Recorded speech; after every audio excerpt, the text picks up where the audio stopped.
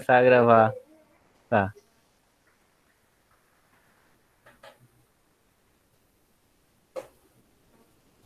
E aí, pessoal, tudo bem?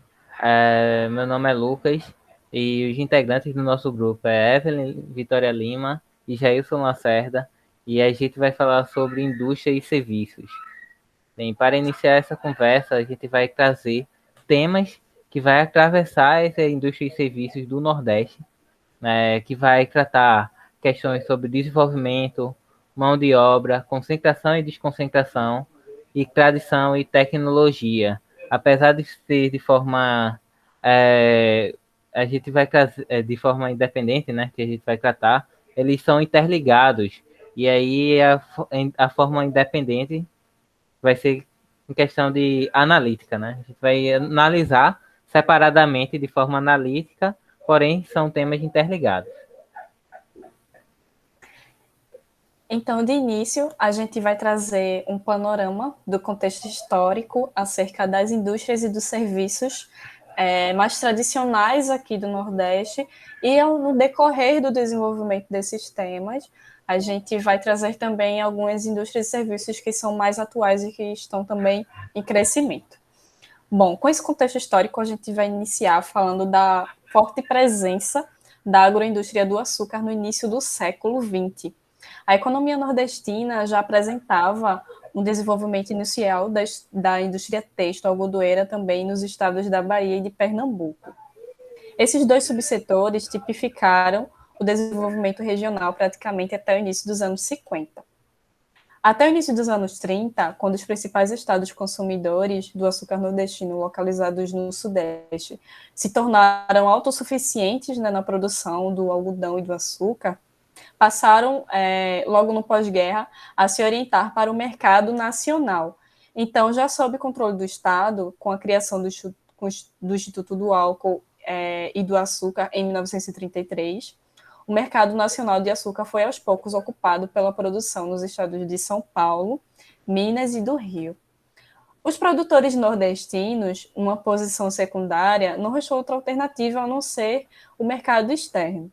Viabilizada pela proteção à produção regional e pela eliminação da competição interregional, a solução efetivou-se, então, sem que fossem alteradas substancialmente as estruturas produtivas do setor e as relações de trabalho que foram prevalecentes. As características próprias da região são derivadas da sua herança histórica como espaço econômico-social, e que em alguns momentos decisivos perdeu para o exterior ou para outras regiões. Isso impactou extremamente a economia nordestina a partir desses anos. Então, assim ocorreu com o mercado externo do açúcar e do algodão no final do século XIX e com o mercado interno desses mesmos produtos entre 1930 e 1950. Quando a região perdeu espaço para os outros estados, particularmente São Paulo, que se tornou grande produtor de algodão e posteriormente do açúcar, é importante ressaltar, né, dentre isso, que conforme mostra Celso Furtado, na sua obra A Formação Econômica do Brasil, e outros estudiosos, que o sistema da monocultura açucareira sempre se ajustou a essas crises, mantendo-se inalterado em sua estrutura, e, em geral, com financiamento público, transformando em dívidas adiadas ou então perdoadas. Ademais, desde que o mercado de trabalho regional passou do regime de trabalho escravo para o trabalho assalariado, a estrutura fundiária, a dominância oligárquica e o atraso cultural contribuíram para que predominassem baixos níveis salariais, de modo que o ajuste do sistema às crises de mercado tinha na compreensão de custos salariais outra importante base do apoio para a manutenção da sua própria estrutura. Se até os anos 50 a economia nordestina acomodava-se lentamente às transformações na economia brasileira, a partir da década seguinte, pode passar, Lucas, a partir da década seguinte, com a transferência de capitais produtivos para a região mediante a ação do Estado, iniciava-se uma fase de grande dinamismo. O principal objetivo da estratégia de desenvolvimento era o de industrializar a região, estimulando a implantação de projetos e atividades industriais antes inexistentes. Ao mesmo tempo, promover a modernização das principais atividades industriais, como o da indústria têxtil. para a qual se concebeu um programa de reequipamento e modernização no início dos anos 50. A partir de então, esse dinamismo que foi instalado influenciou a economia nordestina, provocando transformações. Além de aplicar a expansão do produto regional com taxas de crescimento superiores às da economia brasileira como um todo, tais mudanças traduziram-se em ponderável participação de investimento na rede interna e, portanto, em notável capacidade de acumulação no período de 65 a 79.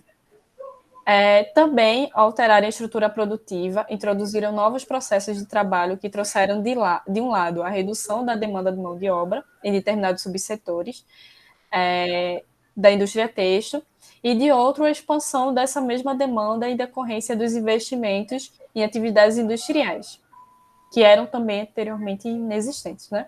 Essa fase dinâmica da economia regional foi reflexo de um período de 3 décadas de intenso crescimento na economia brasileira, que se declarou no início dos anos 80, com a interrupção quase abrupta dessas fontes de financiamento externas e na incapacidade do Estado de gerar fontes alternativas de poupança, o que fez com que mergulhasse numa crise financeira. Então, como a gente citou um pouco aqui desse contexto, baseado, né, na obra de Celso Furtado, a gente vai dar agora continuamento ao contexto que ocasionou essas questões. Como já foi citado por Evelyn, né, Celso Furtado desempenhou um papel de pensador maior desse desenvolvimento regional, né, a partir das suas teorias de formação econômica do Brasil e da criação da sua ideia, né, a partir das suas ideias, da SUDENE. Pode passar. A teoria do desenvolvimento regional, né, a partir dessa ilustração que eu quis colocar aqui, é como se fosse esse cubo mágico, né, que é um quebra-cabeças de difícil ajuste, porque para toda peça que você move, tentando adequar a economia regional, são outros interesses que você tem que realocar, né? Interesses de outras regiões, de outros grupos políticos, interesses econômicos que você tem que se realocar e de difícil ajuste, até como no caso dessa imagem, algumas peças são jogadas ao léu, né? Porque não tem como se ajustar nesse redesenho de desenvolvimento regional. Então, como surgiu essa teoria e essa ciência de desenvolvimento regional? A primeira experiência de desenvolvimento e planejamento regional foi na União Soviética, em 1925, que visava ocupar estrategicamente, né, uma região, né, que é a da Sibéria, então uma região estratégica para a União Soviética. Então começou ali planejamento para desenvolver economicamente aquela região e assim, vou colocar um termo, né, colonizá-la, ocupá-la e desenvolvê-la a partir de certo ponto, até que ela pudesse, né, se manter por ela mesma e também funcionasse como um polo ali estratégico militarmente no contexto que já antecedia a Guerra Fria, né, antes mesmo da Guerra Fria.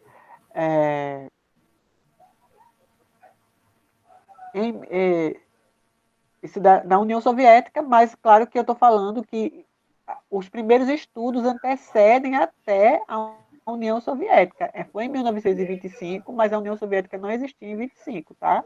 Esses planejamentos são anteriores, tá? À União Soviética. Em 29, com a crise de 29, deixa às claras, né, as desigualdades regionais. E é importante destacar aqui o que é diferença e o que é desigualdade. Diferença é a falta de semelhança, ou seja, o Nordeste, por exemplo, que é o tema do nosso trabalho, né, do nosso seminário, ele é diferente do Sudeste, ele é diferente da Amazônia, né? Ele é diferente do Norte da Amazônia, né? Tem a questão do semiárido, né, que é uma característica própria, basicamente, do Nordeste. a Amazônia tem a floresta, né? O Sudeste também tem suas características. Então, essas são diferenças, mas a desigualdade se traduz no trabalho econômico, social e político, de acentuar as diferenças e transformar isso em medidas de exclusão, em medidas de segregação e até de sujeição. Então, eu vou sujeitar uma região aos interesses socioeconômicos e políticos de outra a partir dessas diferenças que existem. Então, isso é uma desigualdade, é a falta de oportunidade e de sujeição também de direito. Então, essas regiões, a partir da crise de 29, as diferenças dentro dos estados nacionais, né, dentro dos países, se mostraram muito evidentes a partir da crise de 29, que foi muito mais dura, né, que ocasionou muito mais problemas para as regiões que eram desfavorecidas em relação às outras regiões dos próprios países.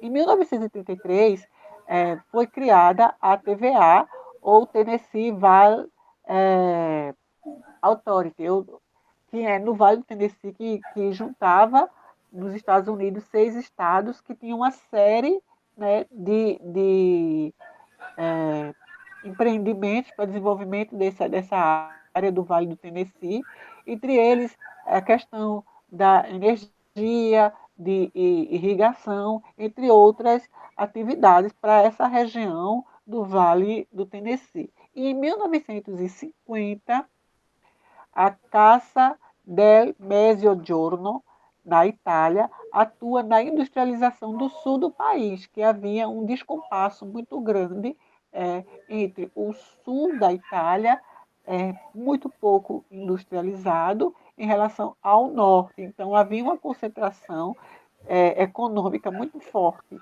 no norte da Itália e uma falta de recursos econômicos, vamos dizer assim, de prosperidade econômica no sul. Então, visando diminuir essa discrepância entre norte e sul da Itália, foi estabelecido, né, essa estrutura, esse grupo de trabalho para desenvolver a industrialização no sul da Itália.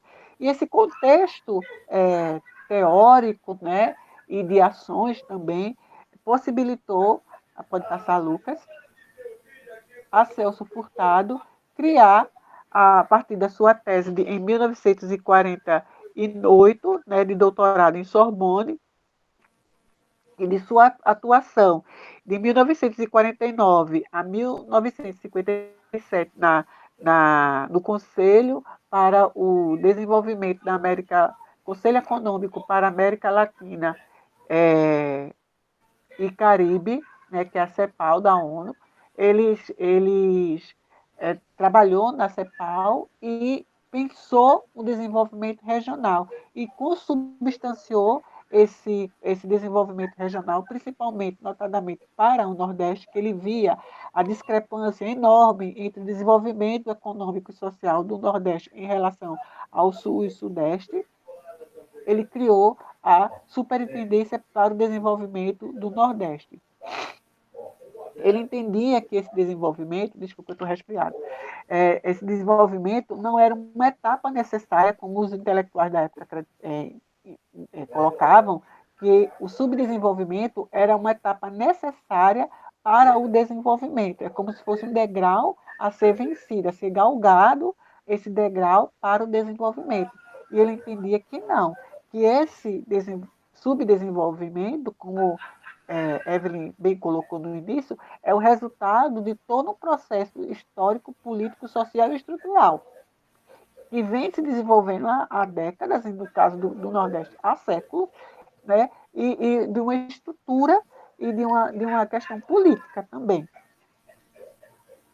Ele entendia também que, diferente dos teóricos da época, que a seca não é a causa máter de todos os problemas do Nordeste, né? Tanto que existe o DENOX, né, que é o Departamento de Obras contra a Seca, e não como se fosse um inimigo a ser combatido ou debelado, né? Como se você pudesse matar a seca, não, e a seca não é um problema, é uma característica. Então, ele não entendia que a seca era a mãe de todos os problemas do Nordeste, né? Não era a causa de todos os problemas, era uma característica do Nordeste que deveria ser criada a convivência com a seca, a convivência do semiárido, e não o combate à seca. Mas Celso Furtado também entendia que a industrialização do Nordeste como única saída. Ele colocava que sem a industrialização o Nordeste seria desabitado, ou porque as pessoas iam ter um êxodo muito forte para as áreas mais industrializadas, de maior concentração econômica, ou uma região com severos problemas socioeconômicos, né? Ali porque não haveria as condições materiais necessárias para o surgimento dessas estruturas socioeconômicas. Então, foi criado o Grupo de Trabalho para o Desenvolvimento do Nordeste, o GTDN, e o Conselho para o Desenvolvimento do Nordeste, que é o CODENA, a partir do plano, né, do presidente Juscelino Kubitschek. E, consequente do GTDN e do CODENA, foi a criação da SUDENE. E a SUDENE atuava como gestora e coordenadora de vários planos de industrialização no Nordeste, principalmente do que foi conhecido como o 34 por 18 ou 34/18, que eram duas leis, né? A Lei Federal de 1959, no seu artigo 18, que trabalhava a isenção fiscal de empreendimentos que fossem realizados no Nordeste, né, de novos empreendimentos que fossem instalados no Nordeste. E a Lei Federal de 1960, no seu artigo 34, ela estabelecia que a parte do imposto de renda das empresas que fosse utilizado, se esse valor fosse utilizado para industrialização do Nordeste, esse valor não deveria ser repassado para o imposto de renda. Então, se a empresa utilizasse um determinado valor da industrialização do Nordeste, esse valor seria descontado do total a pagar do imposto de renda. Ou seja, a SUDENE trabalhava muito fortemente a questão das isenções tributárias. Então, uma crítica que se colocou atualmente e na época também, é que essa estrutura de isenções fiscais estava consoante com a burguesia regional, porque muitos desses projetos ficavam apenas na fase de implantação, mas não davam uma continuidade, por conta justamente dessas isenções fiscais. E também muito do que Celso Furtado gostaria de que acontecesse, que era a questão da reforma agrária, não se efetivou verdadeiramente, né? Então, havia uma forte concentração fundiária que se perpetuou durante todo o período de sua atuação na SUDENE e principalmente depois do golpe militar. Pode passar.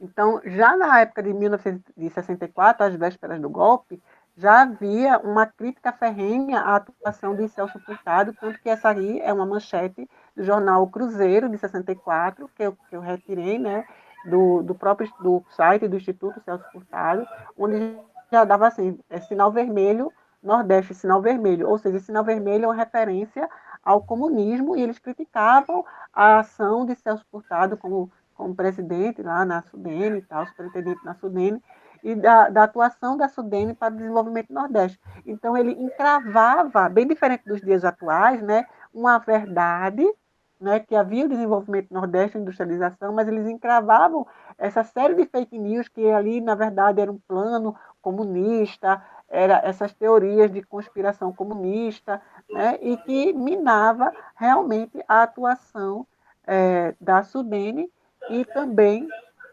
dessas mudanças estruturais propostas pela SUDENE, tanto que também envolvia o Departamento de Estado americano, que via com muito maus olhos essa ação estatal para o desenvolvimento do Nordeste. Então, a gente já vê que havia, depois do golpe militar, durante 20 anos, uma ação que eu pensava, sim, num processo de industrialização, mas não uma de transformação estrutural, tanto de estrutura econômica, né, com a estrutura de estradas, de portos, para manter essas indústrias no Nordeste, mas também uma mudança social e no regime fundiário que possibilitaria uma mudança estrutural, tanto na relação das indústrias, também no oferecimento de serviços que poderiam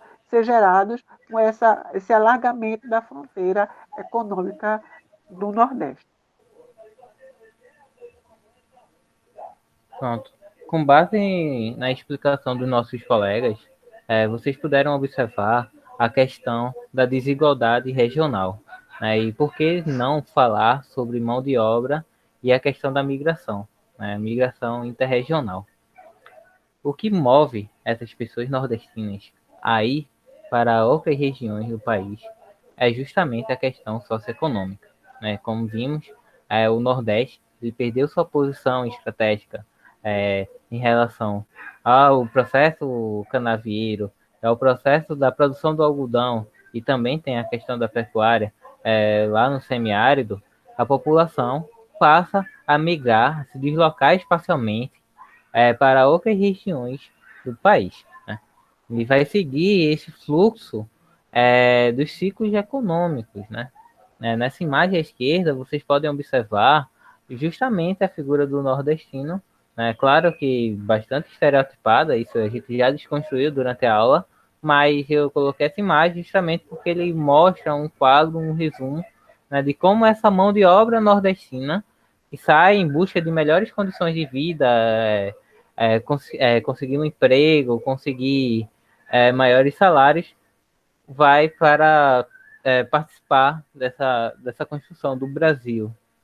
Então a gente observa aí a questão das Minas Gerais, Goiás, Mato Grosso, né, o processo da mineração, do ciclo econômico do ouro, que está bem escrito, né, na Formação Econômica do Brasil, que mostra muito bem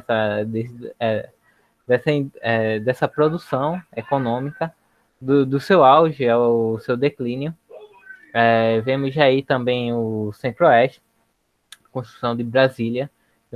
Os nordestinos tiveram grande participação nesse aspecto na década de 60. Os planos de colonização, aí a gente fala do Norte e Centro-Oeste, né? Particularmente no Norte, que é tratado como vazio demográfico, que na verdade a gente sabe que existem povos da floresta que vivem lá, pessoas ribeirinhas, mas no governo militar, na década de 70, houveram propagandas, diversos investimentos para que os nordestinos fossem ocupar essa região, né? O que acaba com que, quando eles iam para lá, eles se viam numa condição de exploração econômica, visto que o preço da passagem, a estadia, é mais uma relação de exploração de escravização por dívida mesmo, né? E aí os nordestinos vão também participar da questão de São Paulo e Rio de Janeiro, da indústria, né? Década de 30, Vargas aí usando todo o potencial cafeeiro, todo aquele recurso econômico para investir na indústria, né? Na indústria local. E aí o nordestino, com essa perspectiva de participar desse aspecto econômico, passa a introduzir nesse ambiente, né? E é a concentração industrial que vai repercutir justamente nessa ideia do Centro-Sul. Vamos lembrar aí Milton Santos, né? Região concentrada. Amazônia, a gente vê a questão da borracha, né? Nordestino, ele vai para a Amazônia nesse primeiro ciclo da borracha, né? A questão do Fordismo e tudo mais. E aí temos já a construção da rodovia transamazônica, né? Que parte desse princípio da ligação do país em leste-oeste. Mas aí a gente vai ver a questão da migração do retorno também, né? Por quê? Porque o nordestino vai querer voltar de São Paulo. Eu acho importante, né, a gente observar esse mapa, né, sobre a questão do quadro, né, da distribuição da população brasileira, e a gente vai ver com o passar dos anos o Nordeste sendo distribuído nas regiões, né, a gente vai ver o norte do país, a questão do Sudeste, e aí nesse quadro aqui, o último, a gente observa a questão do retorno, né, o nordestino voltando. E vai ficar bem mais claro no próximo slide essa questão. Sobre a concentração e a desconcentração das indústrias, né? Visto que quando São Paulo, desde a década de 60, ele já estava sofrendo algumas expressões, né? No caso do conceito de deseconomia de escala. Né? O que seria isso? Deseconomia de escala é quando há muita concentração industrial numa região, e aí, claro, vai aumentar o preço do terreno, vai aumentar os impostos, vai aumentar a chance de reformas, não é reformas, sindicatos, né? Os sindicatos, porque essa aproximação, essa concentração vai facilitar, e aí maiores demandas dos trabalhadores por maiores salários, e aí, claro que essa economia não vai se sustentar. Na década de 80, aí, a cidade de São Paulo passa a expandir mais as suas indústrias para o interior e vai para outras regiões do país, né? Como está bem ilustrado essa questão aí no mapa. E aí a gente pode abordar o aspecto do como o Nordeste vai se inserir nesse aspecto, né? Da desconcentração. A gente vê que o Nordeste ele vai participar na questão das isenções fiscais, né? A principal estratégia de atrair essas empresas, essas indústrias para lá. E aí o que acontece é que essas indústrias vão usar o artifício, aí, o governo, a gente vai pensar na União, nos estados, no município, vão usar a questão das isenções fiscais, de tipo tributos, tirar tributos que eles deveriam contribuir, sei lá, durante 20 anos. Então a gente vai ver também territórios sendo doados, ou então terrenos baratos, que vai ajudar nesse aspecto, e a mão de obra barata, né, que vai ser o grande forte dessa questão.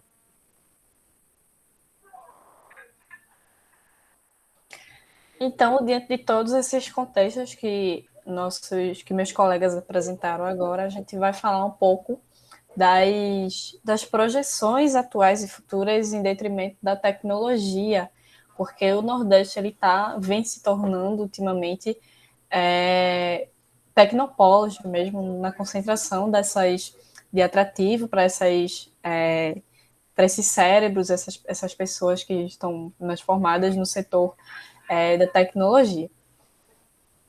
Então, a tecnologia, ela transformou a economia e com a ampliação da oferta de serviços tecnológicos surgiram alguns setores específicos que fomentaram algumas oportunidades de emprego. O aumento de instituições de ensino também e pesquisa e inovação que ofertaram alguns cursos específicos que a gente vai tratar mais adiante. E em vista disso, o Nordeste ganhou destaque no cenário da tecnologia nacional. De acordo com o estudo do mercado brasileiro de software, Panoramas e Tendências, produzido pela Associação Brasileira de Empresas de Software, a ABS, a região contribui com mais de 10% do valor total do mercado interno de tecnologia da informação. Pode passar, Lucas. Então, qual é o perfil dos negócios do Nordeste? Entre agosto e outubro de 2020, o mapeamento do SEBRAE de Economia Criativa do Nordeste recebeu 548 inscrições, identificou 515 negócios baseados no capital intelectual e cultural e na criatividade, que geram valor econômico na região. Foram mapeados negócios de diversos segmentos, divididos em 4 categorias. 63% responderam atuar na cultura, com expressões culturais, patrimônios e artes, música, artes visuais e artes cênicas, e 47% em consumo, como publicidade, marketing, arquitetura, design e moda. 25% em mídias, sendo editorial, games e audiovisual, e 8% em tecnologia, como biotecnologia e tecnologia de informação e comunicação. Pode passar. Quais os avanços que têm sido observados? Bom, o crescimento da inovação no Nordeste é percebido em várias áreas econômicas, porém a gente vai citar alguns setores aqui específicos, como o da energia renovável, que é onde o Nordeste é referência nacional e mundial na geração de energias renováveis, como a solar, a biomassa e a eólica. Falando sobre esse último, a eólica, né, tipo de energia limpa, o estudo realizado pela Fundação Joaquim Nabuco, a Fundage, apontou que a região é responsável por 85% da produção brasileira. Além do benefício ecológico, as energias renováveis sustentam o setor de geotecnologias. Por exemplo, é necessário mão de obra capacitada, né, mão de obra específica, para desenvolver e operar as ferramentas digitais que permitem o estudo e a frequência dos ventos. O objetivo é encontrar as melhores áreas para a instalação desses aerogeradores. Feito isso, as usinas geradoras de energia eólica demandam profissionais qualificados com ensino superior para manusear esses equipamentos, sem falar também das pesquisas que são voltadas para as melhorias em processos e sistemas. Devido a essa necessidade, não é muito difícil de encontrar uma instituição, uma faculdade no Nordeste com cursos específicos voltados para essas áreas no setor de tecnologias, como, por exemplo, engenharia elétrica, análise e desenvolvimento de sistemas, outros cursos voltados para a área mais criativa também, como design gráfico, e outras questões que são mais comuns também à oferta desses tipos de curso, justamente para que essa demanda, né, por essa mão de obra possa se tornar cada vez mais específica e possa ser também atendida. Pode passar, Lucas. Outro setor também são relacionado às empresas de tecnologia. Com o crescimento do Nordeste, muitas empresas de tecnologia se instalaram em vários estados da região. Algo que favoreceu muito essa atração de negócios foi a criação de centros de inovação.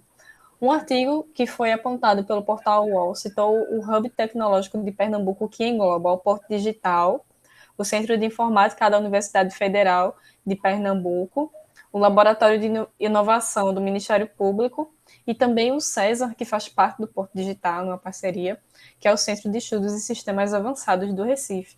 A gente pode relacionar, a gente pode entender como essa dinâmica funciona a partir do momento em que grandes empresas, grandes conglomerados, né, tecnológicos, eles estão buscando investir nesses polos tecnológicos aqui no Nordeste, como, por exemplo, a Microsoft também tem buscado fazer parcerias com o César a fim de investir nessa nova mão de obra cada vez mais capacitada que tende a gerar essas questões mais inovadoras nesses serviços e nesses setores também.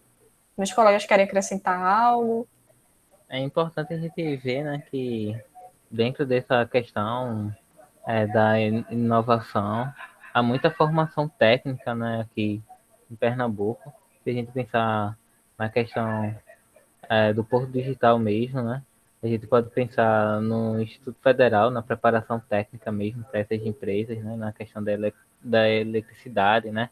A gente pensa em Paulo Afonso, a gente pensa também na expansão, né, desses polos de formação técnica ao longo do Nordeste, né, partindo para regiões do Sertão, por exemplo, tratando toda essa questão. A gente pensa o turismo também como a parte do serviço, que vai tratar justamente, vai ser desenvolvido pelo Prodetor 1 e 2, e vai ressaltar esse turismo de sol e mar, né, que é bastante importante no diálogo, numa construção conjunta entre Estado e setor público e o setor privado. E quer falar alguma coisa, Lucerna? Sim, e além disso, toda essa inovação trazida também por esse desenvolvimento da educação, então o Nordeste também está virando um polo de educação, com o Enem, né, vários estudantes de outras regiões do Brasil estão vindo estudar no Nordeste, também pós-graduação do mundo, vem estudar aqui nas universidades, na Federal de Pernambuco, por exemplo, e existem várias universidades e grupos educacionais particulares aqui também no Nordeste, e isso acaba também gerando uma qualificação dos profissionais, no caso específico do Polo Médico de Recife, né, que o Recife é um dos polos médicos mais importantes do Brasil, né? É o primeiro do Nordeste e um dos mais importantes no Brasil. Eu gosto de citar um caso de uma amiga minha que morava no interior da Paraíba, né, em Campina Grande, e em vez dela ir, teve um problema de saúde quando ela estava grávida, em vez dela ir para João Pessoa, ela veio aqui para Recife, porque aqui era um grande polo médico, né, com a especialidade que ela estava necessitando. Então, esse desenvolvimento e essa integração que existem das diversas capitais do Nordeste, também esse polo agregador de inovação, tecnologia que resulta numa melhoria tanto da indústria também como do setor de serviços. Agora é bom a gente fazer uma discussão aqui para refletir, né, sobre essa capa da revista Veja. Teve bastante polêmica, né, na questão, principalmente sobre o título dele, né, a capital do Nordeste, só que a Veja é São Paulo. Então, será que São Paulo é a capital do Nordeste? E é toda a questão do figurino que eu acho que Lacerda sabe bem explicar, né, e a amiga Evelyn também. É a questão da estética, né, que a gente vê na capa. Dentro dessas informações que a gente trouxe aqui nessas apresentações, todos esses dados, todas essas novas projeções futuras, será que realmente São Paulo seria a capital do Nordeste? Porque a gente pode fazer até uma relação histórico-econômica com esses migrantes, que essa matéria, né, da Veja, ela fala sobre os novos migrantes do século XXI. Então, será que realmente essa concentração dessa capital do Nordeste seria São Paulo? Fica aí nessa reflexão para a gente fazer. De grandes pessoas assim, né, que tem a indústria e o setor de serviços, né, que grandes detentores de capital, né, que são nordestinos, mas que ainda estão essa visão ainda arcaica, né, de que o Nordeste é seco, é sertão, é cores, né, quentes, né, ainda rusticidade, né? Então, em vez de você pensar no Nordeste tecnológico, o Nordeste que de ponta, de linha, não. A gente pensa no Nordeste de madeira, de cacto, cores quentes, de barro, né? O Nordeste que se resume ao sertão. Né? Mesmo que a gente fala de capital, né? De grandes industriais e de capital concentrado. Pronto. Fica a reflexão. Então é isso, galera. Muito obrigado. Obrigado, E, pessoal. Obrigada. e até mais. Até mais. Será salva no Google Drive.